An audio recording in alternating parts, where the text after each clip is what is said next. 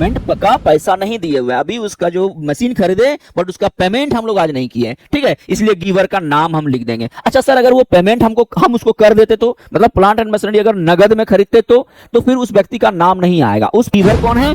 Bank है। उस case में, दूसरे केस में गिवर बैंक है, और पहले केस में, उधार के केस में गिवर कौन था? Ganesh Dutt and company. आपने माल किसी को बेचा था, आपको इनकम हो गया, लेकिन अगला को लगा कि माल में कुछ प्रॉब्लम है, वो आपको सेल करके जो आपने सेल किया था वो रिटर्न कर दिया, मान लेते हैं, ठीक है। तो रिटर्न जब कर देगा तो आपका इनकम बढ़ा के घटा? ये बताइए सर। घट गया। पहले तो 5,000 का माल बेचे थे, उसमें उन्होंने 1,000 का माल रिटर्न कर दिया सर, तो 1,000 का माल जब रिटर्न किया तो आपका इनकम तो घट के 4,000 ही हो गया। तो 1,000 से इनकम जो घटा, तो घटने वाले इनकम को हम क्या कर देंगे? डेबिट कर देंगे, ठीक। नमस्ते दोस्तों, मैं हूं सीए सोमेश सिंह और आप देख रहे हैं अपना पसंदीदा YouTube channel commerce junction by CA Somesh Singh, जिसपे बातें होती हैं कॉमर्स के ज्ञान की।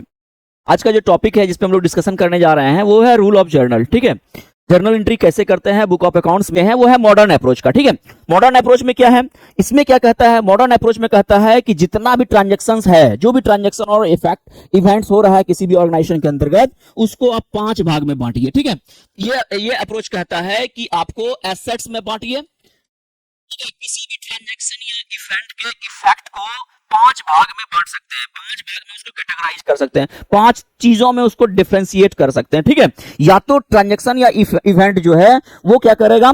किसी न किसी इस 5 चीजों में ही किसी 2 चीजों को इफेक्ट करेगा। कभी कभी ट्रांजैक्शन या इवेंट ऐसा होगा जो सिर्फ एसेट्स के ही चीजों को इफेक्ट करेगा, या कभी कभी ऐसा होगा जो सिर्फ लायबिलिटी के ही चीजों को। इसमें कौन कौन सा अकाउंट है? तो एसेट्स का अकाउंट, लायबिलिटी का अकाउंट, ठीक है। तीसरा हो जाएगा इसमें आपका जो है इनकम का अकाउंट, एसेट्स, लायबिलिटी, कैपिटल, ठीक है, कैपिटल का अकाउंट। और चौथा हो जाएगा आपका इनकम का अकाउंट, और 5वां हो जाएगा आपका एक्सपेंसेस का अकाउंट, ठीक है।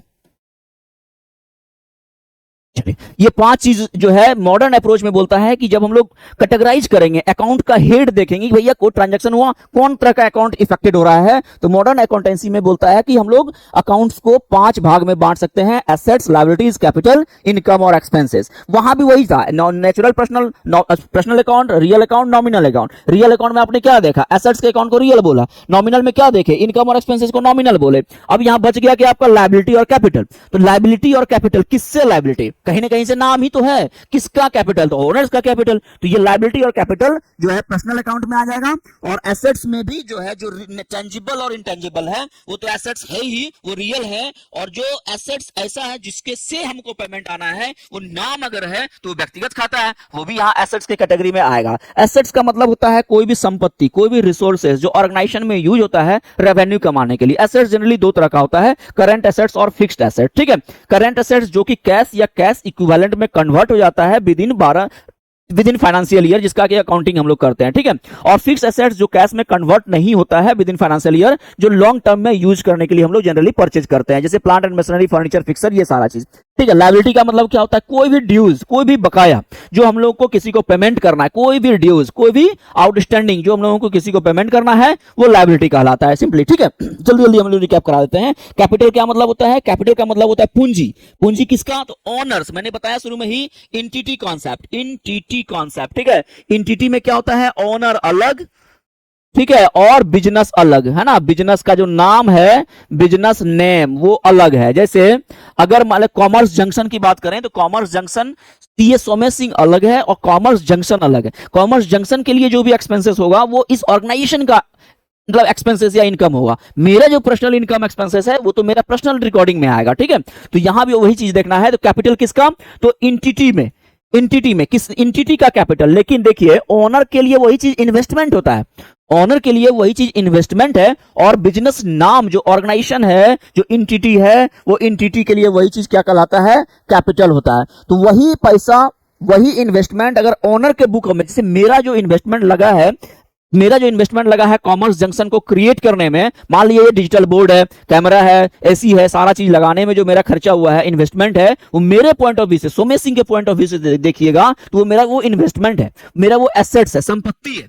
लेकिन वही अगर कॉमर्स जंक्शन के पॉइंट ऑफ व्यू से देखिएगा, क्योंकि आप अकाउंटिंग किसका सीख रहे हैं? ऑर्गेनाइजेशन का सीख रहे हैं, तो कॉमर्स जंक्शन के पॉइंट ऑफ व्यू से देखिएगा तो उसके लिए वही चीज कैपिटल कहलाएगा, पूंजी कहलाएगा, और वही लायबिलिटी है। उनको कॉमर्स जंक्शन को ये सारा संपत्ति जो मैंने इन्वेस्ट किया हुआ है वो लायबिलिटी के रूप में लेता है, सिर्फ एक ऑथराइजेशन मिला हुआ रहता है कि आपको यूज करना है, और हम जब चाहें एसेट्स को, जितना भी मेरा इन्वेस्टमेंट है वो हम रिटर्न बैक कर सकते हैं। ऑर्गेनाइजेशन को बंद कर देंगे तो मेरा जितना भी मेरा इन्वेस्टमेंट जो है, मेरा सोमेश सिंह का जो इन्वेस्टमेंट है वो हम रिटर्न बैक ले सकते हैं। तो सबसे पहला चीज इन्वेस्टमेंट और कैपिटल में अंतर समझ लीजिए। जो ओनर लगाता है, तो अगर वो ओनर के पॉइंट ऑफ व्यू से देखिएगा तो ओनर के लिए वो इन्वेस्टमेंट है, वहीं अगर इंटरप्राइजेज या एंटिटी के पॉइंट ऑफ व्यू से देखिएगा तो एंटिटी के लिए वही चीज कैपिटल है। क्लियर है चीज? कैपिटल देख लिए। इनकम क्या है? ऑर्गेनाइजेशन जिस चीज के लिए, जिस वर्क के लिए काम, मतलब मतलब क्या बोल सकते हैं, इनकमिंग के लिए वो वर्क कर रहा है, जो चीज उसको लुभा रहा है काम करने के लिए, वो उसका इनकम है। जैसे मान लीजिए अगर मेरा ऑर्गेनाइजेशन है और हम ट्रेडिंग का काम कर रहे हैं, ठीक है, खरीद बिक्री का काम करते हैं, तो खरीद बिक्री करना जो मेरा है, जो बिक्री करना है, बिक्री से हमको इनकम आता है, बैंक में मेरा पैसा जमा है उससे इंटरेस्ट आता है, हम किसी के लिए वर्क करते हैं वहां से कमीशन आता है, तो वो क्या होगा? मेरे लिए इनकम होगा। ऑर्गेनाइजेशन के लिए, मेरे लिए मतलब होता है यहाँ एंटिटी के लिए, एंटिटी के लिए वो इनकम है। मतलब अगर एंटिटी खरीद बिक्री का काम करता है, ट्रेडिंग का काम करता है, तो सेल ऑफ गुड्स, माल बेचने से जो इनकम है, जो रिसीविंग आया हुआ है, जो आने वाला है, वो उसका इनकम कहलाता है। ठीक है, इनकमिंग। अच्छा, एक्सपेंसेस क्या है? हम बताए शुरू में ही, ऑल कॉस्ट, किसी भी तरह का कॉस्ट जो इनकर्ड होता है प्रेजेंट और फ्यूचर इकोनॉमिक बेनिफिट के लिए वो एक्सपेंडिचर है, उसका वो पोर्शन जो एक्सपायर्ड हो जाता है वही एक्सपेंसेस या लॉसेस कहलाता है। ठीक है, अगर उसका बेनिफिट हम लोग ले लिए हैं तो एक्सपेंसेस है, अदर बेनिफिट नहीं ले पाए हैं तो लॉसेस हो गया, उसका बेनिफिट कभी भी नहीं मिलेगा। इससे लिंक्ड वीडियो जो है आप देख लीजिएगा, जब हम लोग डिटेल में बताए थे एक्सपेंडिचर किसको बोलते हैं। ठीक है, कैपिटल एक्सपेंडिचर और रेवेन्यू एक्सपेंडिचर का एक मेरा वीडियो है, उसमें देख लीजिएगा, सारा समझ में आ जाएगा एक्सपेंसेस कहते हैं किसको है। ठीक है, और ये सारा चीज जो है बेसिक डेफिनेशन जब हम लोग कराए हुए हैं, तो उसका वीडियो है एसेट्स का, लायबिलिटीज का, कैपिटल का, इनकम का और एक्सपेंसेस का। तो हम आते हैं फिर से यहाँ rule of journal modern accountancy में, मॉडर्न अप्रोच में कैसे करते हैं। एसेट्स इसमें देखना सिंपल, ये बहुत ही इजी टेक्निक है, एकदम आसान टेक्निक है, और आज के जमाने में मैक्सिमम लोग इसी टेक्निक के बेस पे एंट्री करते हैं। जब आप टैली में एंट्री सीखेंगे तो एंट्री इसी के बेस पे होगा। ठीक है, सिंपली आप ये देखना है कि कोई भी ट्रांजैक्शन हुआ ऑर्गेनाइजेशन के अंदर तो उससे क्या हुआ, उसका इफेक्ट क्या हुआ। तो इसमें यही इफेक्ट, ये 5 चीज में ही किसी न किसी का इफेक्टेड होगा। तो मान लिया अगर कोई एसेट्स है और वो इंक्रीज करता है, बढ़ जाता है, ठीक है, तो जो एसेट्स बढ़ रहा है उसके नाम के सामने हम लोग डेबिट वर्ड यूज कर देंगे। ठीक है, और जो एसेट्स घट रहा है, अगर किसी ट्रांजैक्शन का इफेक्ट ऐसा है कि एसेट्स घट रहा है आपका, ठीक है, तो जो एसेट्स घट रहा है उसके नाम के सामने हम लोग क्रेडिट वर्ड यूज करेंगे। दूसरा क्या है? लायबिलिटी। लायबिलिटी अगर मान ली किसी ट्रांजैक्शन की वजह से बढ़ रहा है, मान ली कोई ट्रांजैक्शन, जैसे मान ली हम लोग बैंक से लोन लिए, ठीक है, एचडीएफसी बैंक से लोन लिए, तो लोन लिए तो मेरा बैंक बैलेंस बढ़ जाएगा। ठीक है, बैंक बैलेंस बढ़ जाएगा, और दूसरा मेरा लायबिलिटी खड़ा हो जाएगा, क्योंकि हम लोगों को बैंक को पेमेंट करना है उस लायबिलिटी को। तो लायबिलिटी जब बढ़ जाएगा तो हम लोग उस लायबिलिटी का नाम के सामने क्या लगा देंगे? क्रेडिट वर्ड यूज कर देंगे। ठीक है, अच्छा, अगर लायबिलिटी हम लोग पे ऑफ करते हैं, मान ली कोई लायबिलिटी ऐसा जिसका कि पेमेंट कर दिए, बैंक लोन लिए हुए थे उसका मैंने भुगतान कर दिया, तो लायबिलिटी घट गया। तो लायबिलिटी अगर घट जाता है तो जो लायबिलिटी घटता है उसके नाम के सामने हम लोग डेबिट वर्ड यूज करते हैं। जैसे बैंक लोन का पेमेंट कर दिया तो बैंक लोन घट जाएगा, तो बैंक लोन अकाउंट डेबिट कर देंगे। ठीक है, और जब मैंने बैंक लोन लिया हुआ था तो लायबिलिटी मेरा बढ़ा हुआ था, तो बैंक लोन, जिस बैंक से मैंने लोन लिया था, bank loan from HDFC bank, bank loan from ICICI bank, bank loan from SBI bank, या किसी फ्रेंड से लोन लिए हुए, जैसे लोन फ्रॉम मिस्टर रमेश, मान ली मेरा एक फ्रेंड है सीए रमेश, तो हम उनसे लोन लिए हुए हैं, तो हम क्या करेंगे? Bank loan from mister Ramesh, mister Ramesh से लोन लिए हुए हैं, तो मेरा लायबिलिटी है, तो हम उसको क्रेडिट कर सकते हैं, क्योंकि लायबिलिटी जब लेते हैं, जब किसी ऑर्गेनाइजेशन के अंदर आता है वो लायबिलिटी, ऑर्गेनाइजेशन के अंदर वो लायबिलिटी क्रिएट होता है, बढ़ता है, तो हम लोग उस लायबिलिटी को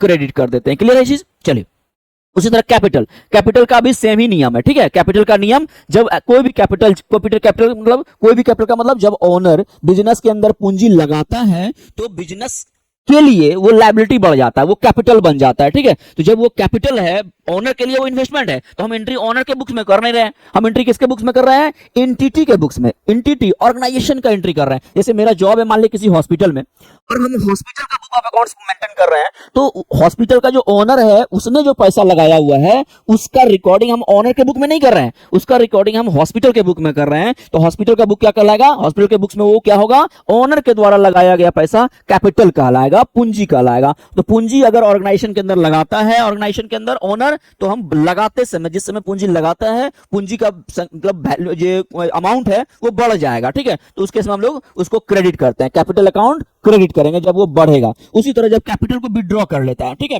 कैपिटल ऑर्गेनाइजेशन से लेके चला जाता है, कुछ पार्ट ऑफ कैपिटल जो है उसको पर्सनल यूज हुआ और लेके चला गया, मान लीजिए, ठीक है, विथड्रॉ कर लेता है, निकाल लेता है, तो उस केस में कैपिटल क्या हो जाएगा, घट जाएगा। तो अगर कैपिटल घटता है तो हम लोग कैपिटल को क्रेडिट करके डेबिट करके लिखते हैं, ठीक है, उस कैपिटल के नाम के सामने डेबिट लगा देते हैं वर्ड, ठीक है। तो जब कैपिटल इंट्रोड्यूस करता है तो कैपिटल बढ़ा, ऑर्गेनाइजेशन के अंदर कैपिटल आया, इसका मतलब कैपिटल को क्रेडिट करेंगे। जब ऑर्गेनाइजेशन से कैपिटल लेके गया और ओनर ने निकाल लिया कैपिटल को, तो हम लोग कैपिटल को डेबिट करेंगे। क्लियर है? अच्छा, उसी तरह इनकम का भी नियम सेम सेम। इनकम जब बढ़ता है, मान ली हम लोग माल बेचते हैं, क्रेडिट किए, ठीक है, माल बेचे, किसी को क्रेडिट किए, तो मेरा इनकम क्या हो जाएगा, बढ़ जाएगा। ऑर्गेनाइजेशन के अंदर इनकम हुआ कि नहीं, अभी बताइए, इनकम तो होगा ही होगा। जैसे माल बेचे, कमीशन मिला मान ली कहीं से, ठीक है, ऑर्गेनाइजेशन के अंदर कमीशन मिला या इंटरेस्ट मिला या डिविडेंड मिला या इसी तरह का सिमिलर नेचर का कोई भी इनकम ऑर्गेनाइजेशन को हुआ है बिजनेस ट्रांजैक्शन के दौरान, तो क्या होगा, इनकम मिला। तो जब इनकम होगा तो इनकम बढ़ेगा। इनकम पहले 10 रुपया था, मान लीजिए, अभी एक और इनकम आ गया, एक और सेल हो गया 5000 रुपये का,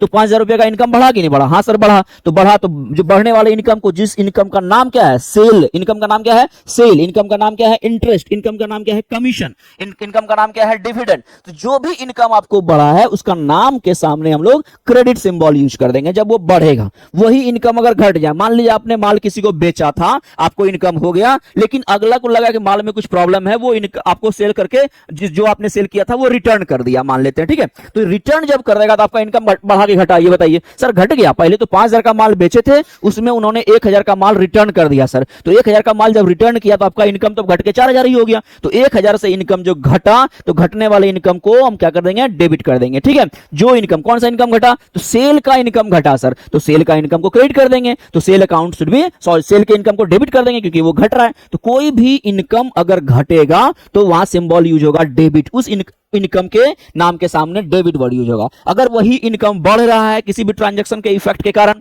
कोई ट्रांजैक्शन ऐसा हुआ जिसका इफेक्ट क्या हो गया कि मेरा इनकम बढ़ गया, तो इनकम जब बढ़ेगा तो हम उसको क्रेडिट सिंबल, डेबिट सिंबल के, सॉरी, क्रेडिट सिंबल के साथ लगाएंगे, क्योंकि इनकम का अगर क्रेडिट बढ़ता है तो क्रेडिट सिंबल लगाते हैं, घटता है तो डेबिट सिंबल लगाते हैं। ठीक है। अब एक्सपेंसेस, तो एक्सपेंसेस का नियम क्या है, एक्सपेंसेस का नियम एसेट्स वाला ही चलेगा, एक्सपेंसेस का नियम एसेट्स वाला चलेगा, ठीक है। एसेट्स में क्या था, कोई भी एक्सपेंसेस, जब कोई एक्सपेंसेस होता है मतलब करते हैं, जब कोई एक्सपेंसेस होता है मतलब जब कोई एक्सपेंसेस हम लोग इनकर्ड करते हैं ऑर्गेनाइजेशन के अंदर होता है, जैसे हम लोग क्या करती है, सैलरी दे दिए, कमीशन दे दिए, माल परचेज कर लिए, डेप्रिसिएशन का खर्चा हो गया, कमीशन दे दिए, इंटरेस्ट दे दिए, ब्रोकरेज दे दिए, या इलेक्ट्रिसिटी का बिल पेमेंट कर दिए, रेंट का खर्चा कर दिए, किसी भी अन्य प्रकार के खर्चे जो ऑर्गेनाइजेशन के अंदर होता है, या लॉसेस, जैसे लॉस बाय फायर, आग लग गया, लॉस बाय थेफ्ट, चोरी हो गया, ठीक है, या एम्बेजलमेंट, किसी ने घोटाला कर लिया, गड़बड़ कर लिया, उसके वजह से ऑर्गेनाइजेशन के अंदर लॉसेस हो गया। तो अगर लॉसेस हो गया, लॉसेस इनकर्ड हो गया ऑर्गेनाइजेशन के अंदर, तो लॉसेस क्या हो गया, बढ़ गया, तो उस केस में लॉसेस को हम लोग क्या करेंगे, डेबिट करेंगे, लॉस के नाम के सामने डेबिट वर्ड यूज कराएंगे, जैसे loss by fire, account debit, fire के थ्रू लॉस हुआ तो loss by fire account debit, ठीक है।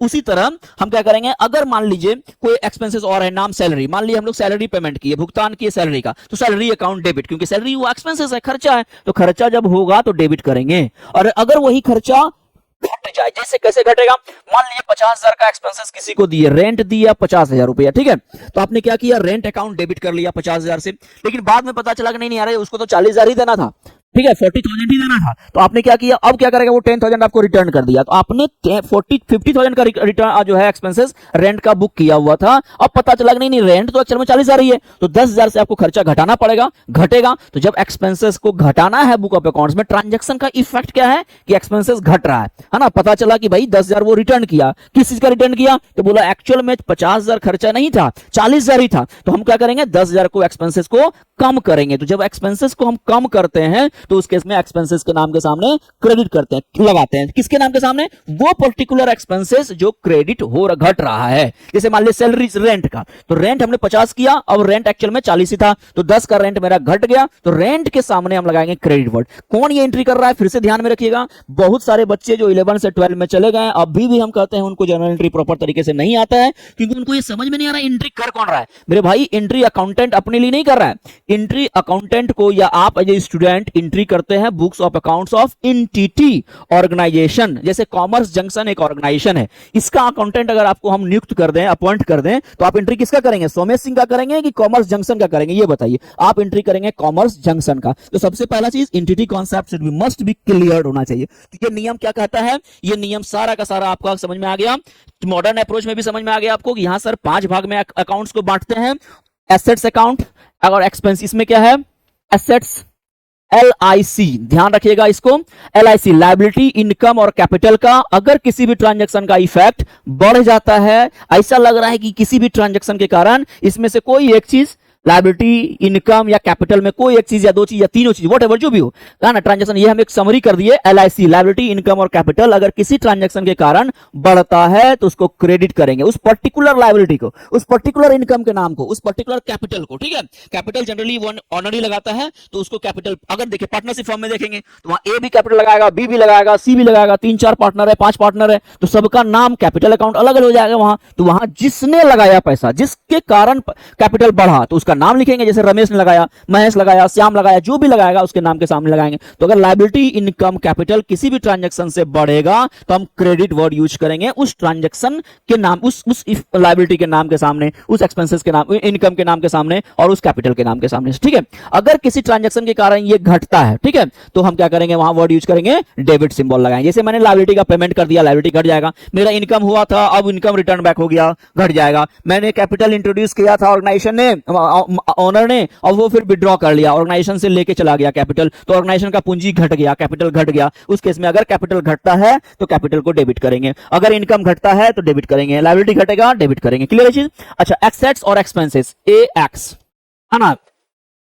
एसेट्स और एक्सपेंसेस का नियम क्या कहता है? अगर ये बढ़ता है तो डेबिट करेंगे और अगर यही घटता है तो क्रेडिट सिंबल यूज करेंगे।